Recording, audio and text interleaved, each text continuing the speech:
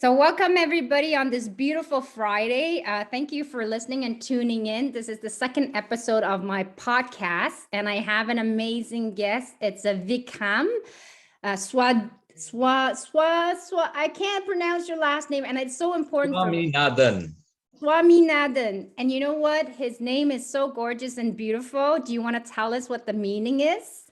Well, actually, thank you for this opportunity. And it's actually Vikram Aditya Swaminathan. I luckily was able to cut out the middle bit because they made a mistake on my passport when I was around 11 years old. Okay. So they made it a middle name. So Vikram Aditya means son of power, and Swaminathan means teacher of the Lord. So it's kind of a difficult name to live up to. Yeah, it is definitely. But you know what, Vic, I love having you on because there's not many people that I meet that has this magnificent energy. Like I connect to a lot of people. I love human being, as you know. This is the podcast for celebrating individual average Joe like you and I that done amazing stuff.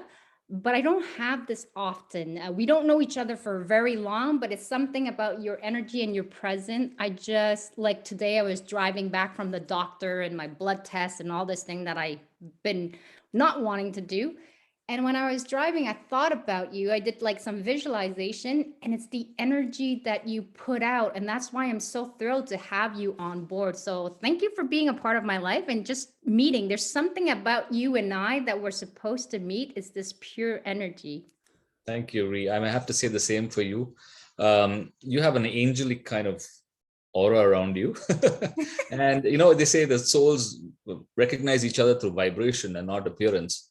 So that's probably why we connect so well. It's through vibration. And that's what's happening more and more as we, recognize other souls with the same vibration. Yeah. Mm-hmm. And I can see that, you're a pure, authentic soul. That's the vibration I get from you. So, it's wonderful that we met by chance. Yes. And I don't actually, I think nothing is ever really a coincidence. There's people that are going to come in our life and they kind of leaves, but others stays for a longer one. I hope you stay. And the funny thing is today's topic is going to be about spirituality and also about creations and invention. And I've asked the universe, I think I would say maybe about a year ago, I've always envisioned, I have so many dreams because I dream big, as you know, probably.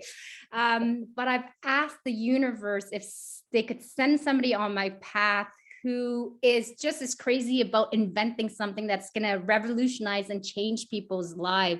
And here you are on my path. So I'm so like touched. And at the same time, I'm so thrilled. So it's going to be an amazing podcast today. Can't wait to see what's going to come out. Thank you, Rhea. I would agree with everything. I would say the crazy part I agree with. I don't know about the rest. I definitely am crazy. I don't consider myself normal. I think you're crazy fun, but that's part of the inventive side that you have. Yeah. I want to be able to highlight you. I want to say like Vic has done so many things in his life. I mean, he's done many part of his career. He's going to talk all about it. But what I want to highlight today is really about the magnificent person that he is. And I love having a man on my podcast. I mean, I love women, but I like the duality of it. And there's nothing that fascinates me more than both energy at the same time. So I'm so thrilled that my second guest is actually a male and it happens to be you. Thank you. So I want to be able to highlight you in terms of spirituality because you've done a lot of work. You've gone to India, you really study it a lot. And you also, as your career as well, you're doing spiritual healing. If you can talk a little bit about that as well. Yeah. Let's give you a brief intro, starting from when I was a kid growing up. I grew up in India for the first 5 years of my life. I was pretty much alone because my father was a tea planter. And so the closest neighbor was about an hour away. Mm-hmm. So I pretty much grew up on my own with nature. And so my greatest friend was my imagination.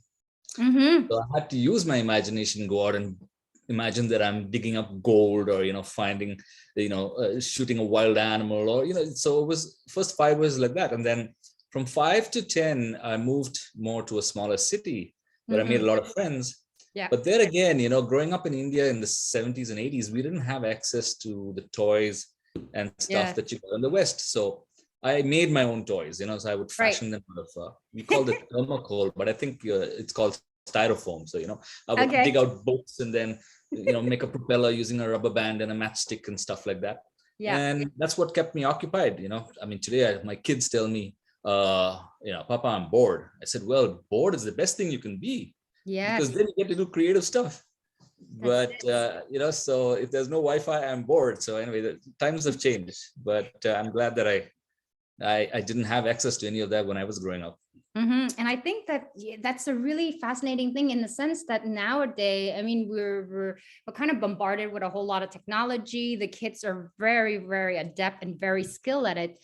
But imagination is slowly it feels like it's fading away. And that's something that I want to bring back as well. And I'm so happy to have you on because you've tried so many stuff and you did many invention, which we're going to be able to look at. And I can't wait for people to see it, and all these ideas that you have. But I think to be able to bring the curriculum of creativity back into school setting, it would be so good because we are so bombarded by how things should be, societal's expectation. Kids supposed to perform, they're supposed to be good in science, good in math, and all this thing. But we don't focus so much about creativity. And if you look Yeah. about how life has evolved, the evolution, it's based on people who have great imagination. So Yeah. I'm really excited to be able to touch that. I'm going to let you talk about your different invention, what you've gone through, things you tested Yeah. out in India. Well, I'm going to go kind of all over the place. So I'm going to talk about, kids and what inspires me first about creativity. Yes. So when a child is born, they're pretty much like, empty sponges. They're waiting to absorb. And I would say from the age of 0 to 5, they're pretty much, natural beings. They are creative. They're 99.9% of them are creative. And then what happens is from the age of 6 or 7, and depending on which schooling they're going through, then, the schooling system starts changing them. So no more free play. Their imagination starts getting constricted, and they're told a lot about what to do and what not to do. Yeah. And this is the beginning of the end of their creative self-esteem. So I call it a self-fulfilling prophecy. So most of us are born with the self-fulfilling prophecy saying, I am creative, therefore I am. We're also born saying, I am spiritual, therefore I am. But we don't think of that part of it, right? So what happens is at the age of 20, only 5% of these kids are creative or have this self-fulfilling prophecy saying, I am creative. Yeah. So it's education that kills it to a large extent, but it's also, and then you find that when we become 40, 40 to 50, yeah, they call it midlife crisis, but a lot of us are trying to rediscover exactly what we were in our childhood, because we were, ambitious and, confident young adults. Then we've just been screwed over by the education system. Sorry, but so a lot of people go back to that, and the people who are, I wouldn't say successful, but who are happy are the ones who keep that childish streak in them and are confident of going through their life just being themselves, their authentic selves as children. Yes. And I think you touch a really, really important point because so many things going through my head. Like I have like rapid fire of different things when I'm fascinated by the things that you tell me. And because there's so many thoughts going and I'm losing them all at the same time, trying to grasp on one, but there's one I caught. Yeah. Okay. So the first one is about kids being creative. It's the funniest thing you said, because oftentimes when I want to be courageous or when I want to confront a certain challenge that's difficult in my life, I go back often to asking my younger version of who I am. Like I see my younger version at the age of 7 or 8 years old and say, what would you have done if you were me, like in this position right now without all the preconceived idea of what I should and should not be doing? What would you be doing right now?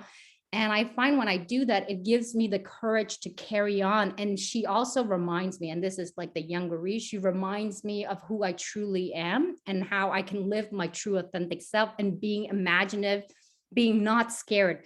And I remember my father telling me once, Like I was close to, let's say 38, and he made a remark because he happened to be in the hospital. He had a heart attack, and we weren't sure if he was going to make it. He made it just on time. My mom called the ambulance just on time, but it was a very scary period for us. And when I went to pick him up, he told me, I was driving, and then he told me I did something that he didn't really think it was great. And then he kind of made a remark. Of course, being a dad, and especially an Asian dad, they're a little bit more strict, but he meant it in a good way. So I already know. But he said, whatever happened to the younger you, like who weren't scared, who always dared, and you were like the bossy kid, always Yeah. teaching everybody what to do. And I'm going to be a teacher and stuff. Like whatever happened to that version of you? Like now you're more scared, a little bit more timid. And I thought about that. I'm like, yeah, whatever happened to that young creative who were completely not scared of anything, fearless. And so I try to tap in a lot to that. So I think you brought a really good point. I always still remind my kid, don't be Yeah. scared to be who you are. And I push a lot in terms of their creativity. So we Mhm. like our older adult self, if we can tap part of it into that, we can come up with like a two version of the true you and the new version of you, and still make something amazing out of the two. Yeah, totally. I totally agree. I mean, the future is, for example, when I used to record my kids when they were young, saying, "What do you want to Yeah. be?" Yeah. And my son would go, "I want to be a pig." And my daughter would say, "I want to be a dancer and a dentist and a musician and an actor and all that." I said, "That's wonderful." But Yeah. now today, she's 17 and she doesn't know what she wants to do, but she knew between the age of 5 and 10, we all know what we want to be. Yeah. And so if you can record or keep and think of your kids and keep them on that, because you know Mhm. what, the world's their oyster. As long as today's jobs are all about, I'm a doctor, but I love design and I love gardening and I love spirituality. Why don't I combine them all and get my own unique mix? Yes. That's what it is. It's not about, oh, I'm going to be an engineer, I'm going to be a doctor, I'm going to be, exactly that. So the Yeah. world is changing. Everyone's doing exactly what they want to do and combining these things. Yeah. Yeah. So, as my main thing as an inventor is that everything is interconnected, and Mhm. that we have the fun job of finding the connections. Yes. Yeah. Yes. So, just randomly connect. And, Einstein connected something long ago, which nobody's able to disprove, but I'm sure we could come up with more stuff, I mean, like Yeah. it's an open field. Exactly. And it's find the connection with everything. It is an amazing discovery. It's almost very magical, I would say. I don't know what's happening lately, honestly, Vic, but I'm just happy to be with you today, to be present. I have to say, like today, I don't feel as anxious as I normally do. I used to be like a girl who's very easygoing, going with the flow. I rarely panic or worry. Like in the moments of crisis, I'm the best person to be around because I crack everything down one thing at a time. It's not the case with my boyfriend, but I gotta love him anyway. He has other strength. But I just find myself being very peaceful when I'm around you. So what I was trying to say with regards to that, when you are nowadays, people are kind of mixing and coming up with their own flavor, which is something that is quite amazing. I think true invention comes out when you are actually being real and authentic, by making it, I always think, I think invention or made, you can uh, inspire from a thought and an idea that already exists and expand on it, or you can come up with your own, which is a little bit harder. But normally I would think, and don't quote me on it, I might be wrong, but I think invention is like you see something that already exists, a mop or something, and somebody said, how can I make this better? Because there's always room for improvement. Yeah. And that's when you're able to invent it and combine it with something that's your own flavor. Because if you wait, this is what I've learned, is same thing like with Facebook or any other invention, or the lady who created the vacuum, or I don't even know if it's a lady. The lady was the one with the mop. But when you create something, a lot of people think, oh, I'll just wait for somebody to invent it to solve my problem.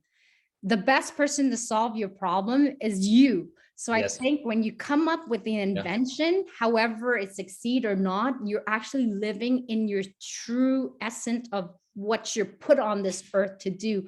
So I think that is you. That is true. You know why? Because we were created, and so Yes. were our parents created, and we were all created. Yes. And we are creators. Our number one, what's it called? Everyone looks for, what is my, what do I have to do in life? What is Yeah. my, what's the word for it? What do I purpose in life, right? Right. But our purpose in life is to create, no matter what. Yes. Yes. Because we have been created, we therefore have to create. Yes. So that's the true. number one yearning in all of us, is to create. Right. To produce and to, yeah. Mm-hmm. So you went back to, so going back to children and their need to create. Mm-hmm. And at a certain point you start judging the process. Yeah. So so that's where I having worked with spirituality, I see the similarity between spirituality and creativity. Mm-hmm. Spirituality is being in the now. Yes. Now creativity, you have toddlers, when they're busy doing something, the world is shut out to them. Yes. Yes. There's no future, there's no past. They're totally immersed in the present, right? Yes. And that is being in the spiritual zone. So the analogy between spirituality and creativity is so strong that I had to bring it up. Like spirituality, last night I went to bed and I was wondering how do I define spirituality? So I put the question out there, and bang, at 3:38 in the morning I woke up with the answer. So an answer, not the answer, but spirituality is the process of knowing yourself inside, from inside out. And when the outside merges with the inside seamlessly to be one, that's when you've achieved total spirituality. I don't know if it's a bit complicated. That is amazing, because I wonder that debate for a long time. I don't know how it's manifested. And lately, I don't know if you're able to do it too. I just find myself being able to manifest different thing, which was not something I truly necessarily believed before. But there's one thing that I've learned is that you can know yourself very well, but you also need to have a strong base of spirituality. It's like when I reach the moment where I'm touching with spirituality and connected to some kind of a source, which is, I'm sure you hear that term often, and it almost sounds very cliche, but it's true. And maybe it's true for me. And when I'm connected to my spirituality, that's when I feel like I'm really aligned to my purpose, why I'm put on this earth. But when you're mentioning that with regards to like when we're saying like lately, I just find I don't know what's happening, like, or maybe it's getting stronger. I used to be a kid who is very intuitive, and I get these like premonitions, and not that I really believe in those things, but I do know they exist because I practice them in my own life and I make it happen. And I used to think as a kid, I'm a very creative kid, like very in touch with like another sense of energy. But I always thought for a long time that I was weird. But when I was a little kid, 7, 8 years old, I was always consumed into this now and this discovery, this world of invention. And oftentimes my family and my sibling would tell me, oh, she's zoning out again, because I'm getting lost in that world, the imagination, the invention, and it's so amazing. And I think kids should be there. And even us as adults, we lose touch of that. And I noticed with my kid, they have the special ability as well, because they're quite intuitive. And they have a good sense. Like I'm pretty sure it must be some kind of a genetic pass through. But I see them growing, and that ability of creations and imagining thing, it's slowly kind of fading away, because you're kind of seeping into reality or the adult life, and you're still quite young, but they're moving into that. And I see the energy just kind of floating away. So I'm now tapping back into the younger me. And I'm finding I'm able to find the two, like the adult life of who I am. Like I know myself more, but I'm touching base with my younger self in the creative zone. And maybe that's magnifying some kind of an energy. And I'm not like an energy, this thing, but no, I think the energy has changed. The energy has changed, and it's easier to manifest now, because if you're in touch with your younger self, your younger self believed that anything you think of was possible. That's right. Yes. And now, before we gave it to the system, I said, okay, universe, I would like to manifest this. Now you realize you are a creator God yourself. Why are you asking the universe for it when you can do it yourself? So you're coming back to saying, you know what, I can do it myself. Yeah. I'm not relying on an outside power. Yeah. I am that outside power. Uh-huh. So you're coming back to the 5-year-old who says, I can get anything I want to because, that's the way I want to. That's the way I believe it. And that belief is coming through. And now the energy is changed that everybody is able to manifest far easier. A lot of, people who are in tune with that frequency. Yes. And I don't know, like, I can't say that I'm an expert on manifesting. I don't pretend to have any kind of special powers or anything, but I do know for sure I have some sixth sense of different something that was definitely passed on to me. It's not like I can call on something and know. But what I want to say is that for the younger people too, for a long time, I ran away from this ability to sense things, to see things, to predict things ahead of time. And I always kind of felt like out of place, like I felt like I was from another planet, just observing Earth, like I'm not from this world. And I always kind of felt different, but I never really judged my different. And I think that really helped me a lot is I actually give myself the permission to be like an extraterrestre, an alien, just observing human on Earth and finding them as this amazing creature, which is lovely. Because when I do say that I celebrate human being, I know I'm a part of them, but I also feel like I'm like from a different place, completely in awe with human being and in awe with you being here apart with me. So manifestation is the way that works for me, which I find I'm able to do more and more of. I don't know why, but it's the like oh God, I can never remember names of authors. When I need it, it just flies out of my brain. But not The Art of Being Rich, famous writer from Carnegie as well. But he said, Napoleon Hill, that's right, Napoleon Hill. So when he wrote the book, it's like to manifesting is you gotta internally believe, has this undying belief that this is gonna be able to happen. What he believed that his son, I think he was deaf. Yeah, I think he was mute or deaf. I can't remember. See, a bad memory.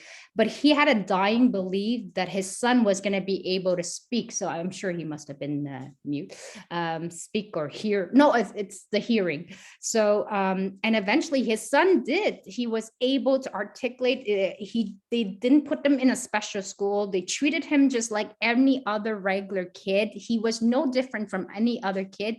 And the same thing I saw about one of my classmates as well. She had like an amputation of her arm, a smaller arm here. And her name is Marie because I love and adore her. I can't remember her last name, but she definitely left an imprint in my memory as a person. And she had like no arms here. And she went to university at McGill with us, and she never behaved like she's a victim or that she had like a misfortune with her arm. She was bigger than life, and she was like, she radiated, she can do just about anything. And she told me her parent never treated her any differently to any other kid, if not telling her that she was able and special and she was able to do even more. So when I say about manifestation and stuff like that, I don't pretend to know how to do it. I just do know that I can make it happen. Because you have to this is my secret. And it may be different for different people, but if it can help some people in learning how to manifest is, and perhaps you can also articulate into that as well. But manifestation for me, it's really, you have to do it in being the most humble as person as possible. It has to be pure energy. And like you said, like there's this energy that comes in line as one. It's almost your desire and your thought process become one. And you have to be a humble person. Yes. You're in the flow. basically. In the flow. That's right. So creativity also, I was struggling Yeah, go ahead. for a definition, and Yes. creativity for me is a process of getting what's inside of you Yeah. out Yeah. without judgment, deliberation, or expectation. That's right. So that's why people, artists who do it because of the passion, Yes. that they love it, and not for any expectation, monetary or otherwise, they're the Yeah. ones who truly are, do well, because it's a process of getting out what's inside you. So, spirituality is turning you in, looking from within, and creativity is absorbing and then releasing it out. And there's so many people in the world who are Yes. creating constantly, and they're at home and nobody sees their work, nobody sees their music, but it is a process. It is just fulfilling for them to release that, because that is such a powerful energy. You just release what's inside of you through a creative effort, whether Yes. it's music or drawing or whatever it may be. Yeah. So And yeah, go ahead. go ahead. No, sorry. But to say about the releasing, I think we all need to release something about who we are. We want to exist and live to our true essence of whatever, I don't know, whoever the creator is. I really do believe that each one of us is a powerful human being in itself, whether it's God or a former God or the descendant of God. I don't know. But I do honestly know within my heart that each one of us has this powerful ability to do stuff, and it's channeling that through ourself, our body, and putting it out through creation, because we all need to be able to express our true authentic self.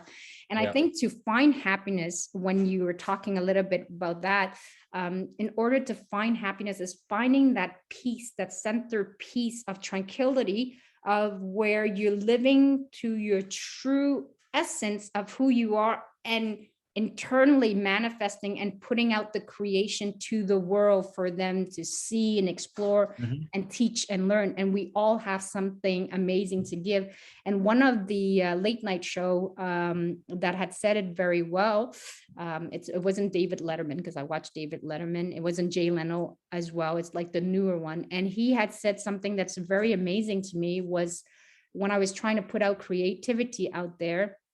And he said to his friend, because they're both late night show at the same time, and he's like, I don't compete with my friend, because I think there is a spot for creativity for everybody. There's room for everybody. People always think of scarcity when they're like, oh, well, what about if I put out my show and he puts out his, then we'll be in competition. Yeah. But he said, you know what? I think that there's a room and space for everybody, which I think every human being does have that, to just really find what is truly your essence for you and putting it out there. Is there any suggestion that you might have, Nick?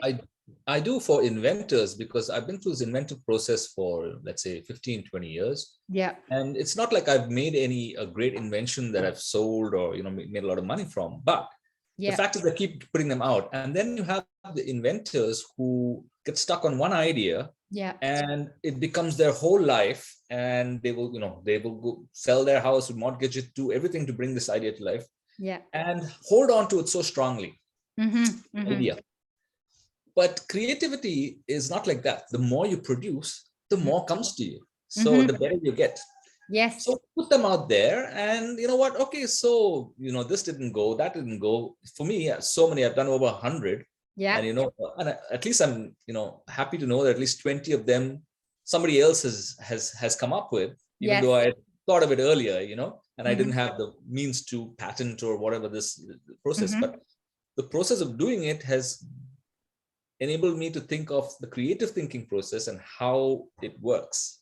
So how you first you have to challenge an assumption, and we come back to kids. The questioning process, right? If you allow them to question throughout their lives, then they'll always challenge assumptions and won't be blocked. They will say, oh, but why? Why does this work this way? Why does that work that way? Mm-hmm. And Because you breaking. have techniques, Vic. You have you have like techniques, because I want to be able to forecast that. I want to be able to show too. I don't know if you can share it with your screen, because honestly, you said you did so many invention, and I seen your invention is quite amazing as well. Maybe it haven't became famous, but that's not like the whole point of this thing. I think it's to dare to dream and to Yeah. invent, to create. That's what I'm here to Yeah. So foster. Yeah. I'm a creator. Yes. I'm not a marketer. So Mhm, I mhm. have a lot of inventions, and maybe it's timing or whatever, but I've learned through the process. So for me, I will market it to 3 people. A lot of people like it, and then doesn't happen. I move on to the next one, because what drives me is the art of creating. Mhm, mhm. Right. So now I have this whole bank of stuff, a lot of Yes. stuff. Right? And so I start putting them out there, and I got a patents for a couple of them. They're expensive. Patenting process is a totally different world altogether, Yeah. which I don't necessarily agree with. Mhm. Writing patents and all that, it's kind of closed, right? So you're protecting when you should be giving out and Mhm. expanding. Mhm. So it's I'm divided on the whole Mhm. patenting thing, though I do write patents for people. Yeah. But yeah, what was I going to say? I forgot. Yeah, the invention process is something that has to come naturally, and it's a natural growth. Yes. And there are laws to it. I mean, I've interviewed, we've written patents between me and a friend of mine for over 1,000 inventors. So we know the thinking process behind it. Yep. So, they say necessity is the mother of invention. Mhm. So you need something. But I might find that my dishwasher is not working properly and I want a new dishwasher, but I Mhm. may not have the ability to think that way. So Mhm. if I am from a young age, so let's say, at 6, 7, you start losing that self-fulfilling prophecy of I am creative. And Yeah. that's where I want to bring in this curriculum of creative thinking Mhm. from 6, 7 to 12. And if Mhm. you can keep that I am creative, therefore I am Yeah. prophecy strong, then you're good for life after that. Mhm. Mhm. Stays with me. Mhm. And So thinking yes, of about, course, yeah. yeah, No, go there are ahead. methods. So, for example, to I'm just going to put out a video very soon Yeah. on how to invent with 3 easy tips. So the first tip Yes. is challenge an assumption. Yes. So challenge an assumption, and then next is break the rules. What Mhm. rules can be broken, Would and the tell us a third is little bit more about it, because it's really fascinating what you're yeah. saying. And so like like talk about that, because you showed me and you even did a video. And then I have my Yeah, boyfriend who I'm just doing. I'm happened in to the process pop of in. making This is the. part of recording at home, but that's okay. But I want you to be able to show that. Can you show from your screen a little bit some of the invention, or maybe talk about the invention you did? But also let's first start with the 3 assumption, like the 3 fundamental thing about creativity, and just cover that. And then you can maybe show there you are. You're trying to show, there Sorry, you go. So no, it's I showing. love that Hold people on, can hold see on. this. Okay, you can blow it up Uh, big and we'll just be on the side. yeah, I'm trying to blow it up. That's the thing. Okay, can you see that? Yep, we can see it. I can see it. Yeah, it's called Okay. Versa Functional Cool Plus Creative. Yep. So it's basically a tool that I use to teach kids. So it's a pen. It's a Yeah. simple pen. But Mhm. what can you do with a simple pen? So the assumption is pens are round. You challenge an assumption, right? Pens are rigid. Pens are permanent.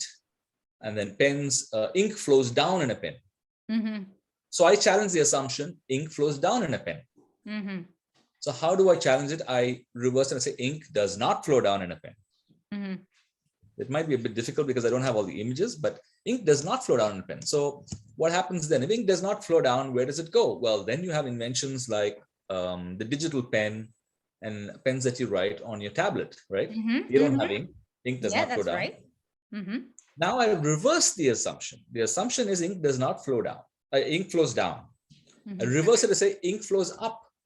Mhm. So now my whole mind is blown apart. I'm saying, okay, ink flows up. How do I write now? I have to write upwards. How do I write downwards? Mhm. Right? And that becomes my challenge statement. So I've got a pen that writes up. Now, how do I write down?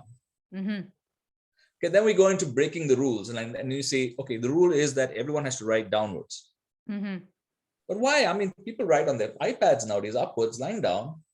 Why can't a professor lie in bed and correct his exam papers with a pen? You know, so let's break that rule, because the rule was in the old days, you have to write down because ink flows down. But now ink flows up, right? So we can write up. And then we use the last one, which is combining ideas and objects. So this is where I teach the kids, take random objects and combine them together with your pen. Yes. So in this instance, you know, I've taken what's called the bendy straw, you know, the straw that bends. Yes. And combined it with this to get this particular invention. Because what happens is the ink flows down, but when you tilt the top up, ink continues to flow. Okay.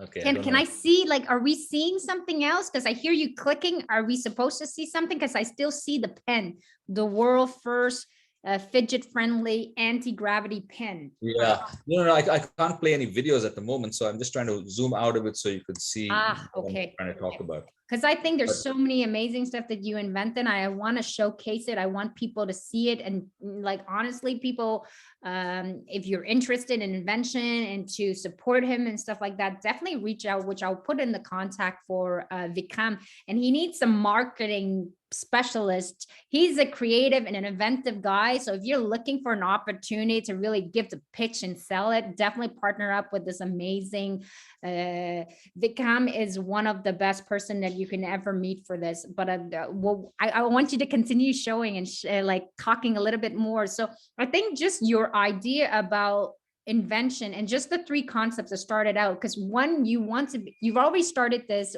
in India, wanting to put it into the curriculum in schools. Yeah. And so that would be so good if you were actually able to do it here in Canada, like in any kind of school and any kind of setting. I think it's so well needed, and it's something that's lacking and we're slowly losing. I really wish if somebody's hearing and I'm putting it out to the universe, like, please, like, hire my friend Vikram, because he is a genius. Honestly, he's full of idea and the sweetest guy you could ever meet. But I'm putting it out there in the universe in case somebody knows in patent and invention. Like, I'm all for that too. That's something that I want to tap in more. So I'm happy to be talking to you about creativity and kind of challenging what you were saying, like challenging. But it's funny that you said creation and then spirituality, and then I'm thinking all these concepts applies in life as well, because if you're talking about like challenging not being a rebel, challenging the assumption, that's right. And then the second one was breaking the rules. And then the third one was combining all the different concepts to put it all together. Yeah, so you combine ideas. For example, if I have a pen and I have a mug, I take the form of this and I combine it here. I take the function of this, I combine it with this. Yes. I take the texture, I take the color, I take the experience, and I take the emotion. So that's one of the things that I've come up with, is the process of how you can combine, and so these are techniques you use to come up with new ideas. And I like the ideas that you had spoken to me about as well, as taking like random object. Remember how you told me about the eagle?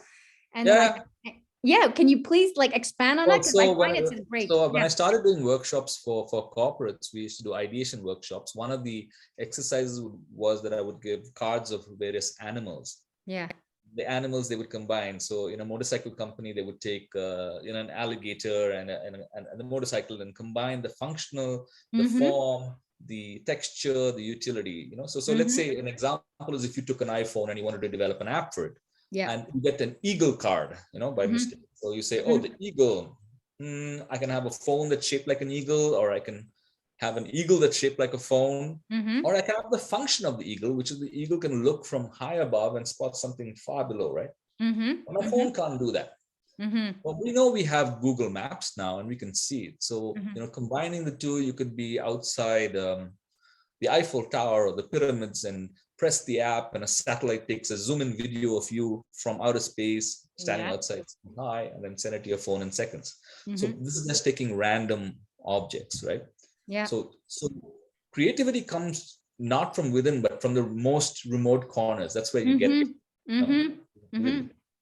And I think that is so great because we got to challenge it to see differently. I know, and people hear it all the time, like thinking outside of the box. But what does that really mean? And it's a perfect alignment with what you're saying. It's really creativity. Is really the inspiration comes from random area. It could be a bird, it could be a plant, it could be whatever you see, and then incorporating it. When you're saying that, I find it fascinating about car companies or motorcycle company going, okay, a crocodile and a motorcycle, what about the traits and the characteristic of a crocodile that we can incorporate into a motorcycle? It's genius. Like it's so unconventional but yet so amazing. And it reminds me, like, I always try to take a concept and see if I can try to transfer that concept in every aspect of my life, which is what you're saying. Creativity allows you to do that, which is fabulous. Yep. So see, these workshops, which I was doing for corporates, was Yeah. great. But then by accident, somebody asked me to do children. She Mhm. owned a school, and she said, "Can you do the kids?" And I said, "Sure." So I started with ninth grade to 12th grade, and they loved it.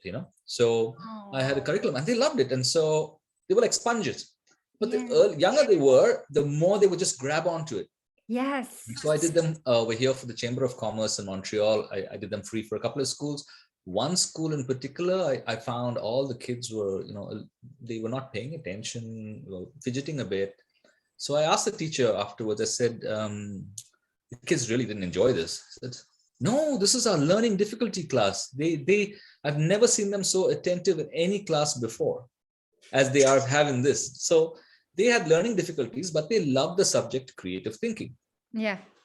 They couldn't take any other, and all the reviews I've got from kids is, why isn't this being taught as a subject? I have an amazing question to ask you. Let's just throw it out there in the universe that some kind of school, McGill, Concordia, anywhere, a CEGEP, any school that are hearing this and are fascinated by what you have to showcase and share with the world. Let's just assume the most prestigious of school is approaching you and they want to be able to hire you for a curriculum for teaching kids, because I think it is amazing and it's so needed. So let's assume you were to be able to do that. What would that dream look like for you if you were teaching? I want to be able to manifest it in the world, but also to really call on people to say, hey, this guy he's a genius in itself. He's like super educated, but so good at what he does. And if he gets a chance to the ability to teach this, it's all of us benefit. Our children benefit, we benefit, the society, the world benefit, because it's from our evolution and evolving and invention that makes us go further. So let's just say Thank you, Ree, putting it out there. But I'm I putting it started out work. there in I the started work universe. on this, and we've written a curriculum between me and a colleague of mine who've been working on it. But Yeah. that was in India, and there's a lot of demand. And I was stuck in India, as you know. Last year, I wasn't allowed to come back to Canada because there was a ban. Yes. And I got this ball rolling there. But now I'm back here, and my kids are here. So that is where the challenge lies: is trying to balance life between India and Canada. And so if something happened in Canada, fantastic, Yes. but there I have the wherewithal, the means, and the people, to put this in place. Yes, that's it. So we're hoping if somebody wants to hear about it, to learn more, because he has actually developed their curriculum in teaching kids and expanding their curriculum and not their curriculum, their creativity. We talk about a lot in school. You hear critical thinking, but I think in order to get to critical thinking, you must have creativity to start off with. My daughter is now enrolled and she has critical thinking, and I looked at the curriculum and I was like, what? I couldn't understand anything. It was so obscure, and I was like, oh, if this is so difficult to teach, my creative thinking is so much easier because it's gone through 12 years of me doing it with kids, and we got to a process where we know you cannot teach a subject like you cannot teach creativity Mhm. Like you can't teach spirituality. That's right. You can teach about spirituality, Mhm. and I can teach about creativity. So in spirituality, I can teach you meditation, I can teach you chakra healings, I can teach you manifestation techniques. In Mhm. creativity, I can teach you how creative thinking methods, how Mhm. to, painting, drawing, music, all the different things. And that all comes together and Mhm. gets you to be more creative, become more creative. Yeah. So it's all, and it's non-judgmental. So Yeah. you can't have a curriculum which says, oh, you did this wrong. No, Yeah. creativity is nothing about being wrong. It's about Mhm. getting your own, that I am creative, therefore I am. Mhm. Mhm. Build that up. Yeah. That's all it is. It's a creative thinking curriculum is just getting you confident in the process of being creative.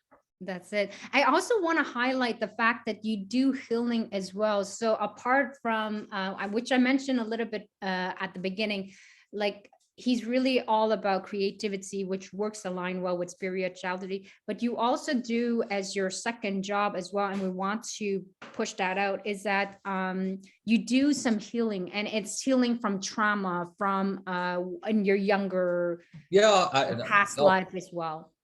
for the last 15 years, I've been doing different modalities, and I finally, coming up, I was helping friends to clear childhood traumas, past life traumas, and then Mhm. childhood traumas, and then from there on up to where they are at this moment. Mhm. But a lot of it stems from when you are as a child. Mhm. For example, poverty consciousness, where you feel you're poor, is when your parents are always telling you, no, you can't have that, you can't have that. Can I have that? No, you can't. We don't have enough money. That's programmed into you so early Mhm. that it becomes a poverty consciousness block which you have to Mhm. overcome. Mhm. So it all stems, a lot of it, from in the womb to about 10 years old. There's a lot of the issues that most of us face. Exactly. Even in psychology as well, like a lot of the trauma, I mean, depending on what the situation is for people, but I look about it in my own life as well. And I look about it in my sister's life, although I think I led a pretty good childhood, but there's always things that we don't understand about the world, what our parent tells us, and we interpret it as us being a bad kid or not good enough, or whatever people say about us, that we might not be smart enough, and all these things, they kind of leave like this residue with us. And even though we've grown into an adult form, we still carry the childhood. And I'm not talking about minor thing, but I like a big trauma that may have happened to a child and it stick around, like somebody who might have been abused as a kid or be physically violent by their mother or father or an aunt or an uncle. These trauma needs to be dealt with, and you work with that and try to help them overcome it and heal through the process, so that they can really, when we talk about expansion and to becoming fully authentic with ourselves, to lead a better life.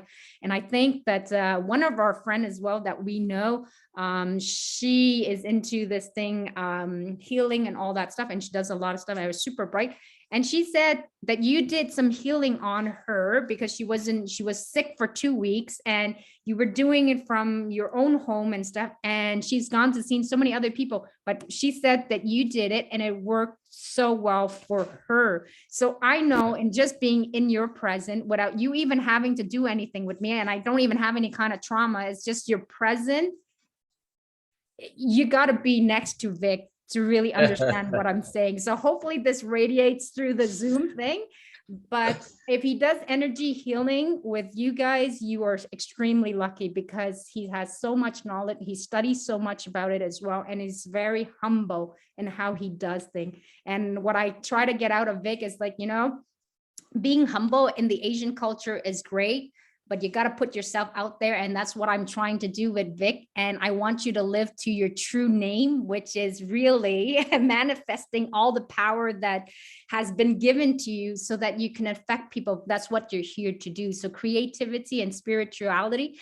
I want to be able to end it with a quote that is important to you, Vic. Like, what would be the quote that you live by in order to propel you forward, that means something Oh, to you? that's a difficult one.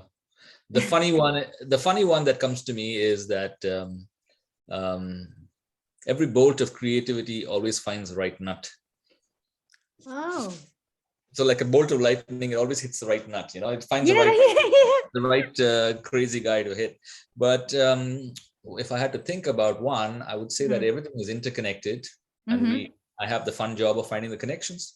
Yes, yes. And I'm so happy we are connected, interconnected, you from another place that I barely knew you, and we just synced in right away. So thank you for being in my life and for teaching me so much. And I'm so Oh, thank happy. you. We're going to be, I feel blessed to have you in my life and to be able to do this. Thank you for agreeing to be on my podcast. Thank you for I having me. And I wish you a lot of luck with this podcast because I think you're doing an amazing thing. Thank you so much. And there is a Zoom. You see my boyfriend going out and in, but that's part of the deal. And I take it as it comes because that's how I like to live. Well, he's dressed, so at least that's great. We do, but thank you so much, Vic. And really, honestly, guys, if you're looking to learn more about creativity and to get some kind of trauma healing in terms of spirituality, definitely reach out to Vikram. And you can always write to me as well. I'll try to post and put his contacts information as well. Thank you, my friend. Thank you. Thank you. Have an Thank you. amazing time. Bye.